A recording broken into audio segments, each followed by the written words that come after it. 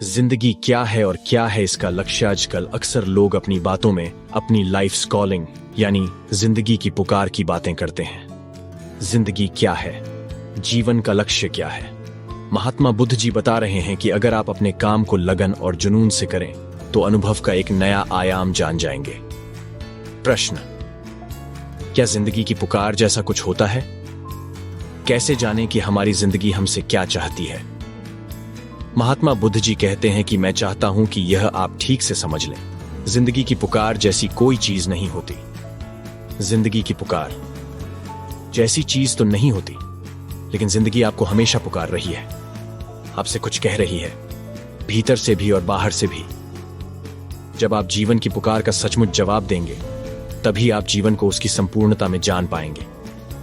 अगर जीवन आपको पुकार रहा है तो बड़ी लगन और जुनून से आपको उसकी तरफ जाना होगा, हिचकिचाकर हिसाब लगाते हुए नहीं।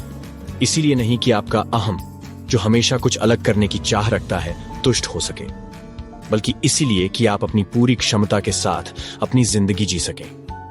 अगर जिंदगी के हर पहलू को लेकर आप में एक जुनून है, तो आप आसानी से समझ जाएंगे कि आप किस काम में अच्छे हैं। हो सकता है आप किसी ऐसे काम में अच्छे हों जो आपने अभी तक किया ही ना हो, लेकिन वही पुराने घिसे पीटे काम, अगर आप कुछ नया ना भी कर रहे हो, अगर उसी को लगन और जुनून से करें, तो वह भी आपको अनुभव के एक नए आयाम तक पहुंचा देगा। जीवन का लक्ष्य, हर काम लगन और जुनून से करें। दिक्कत तब होती है जब लोगों में सिर्फ किसी एक चीज का जुनून होता है, या वे बिल्कुल अलग तरीके से जुनूनी होते हैं।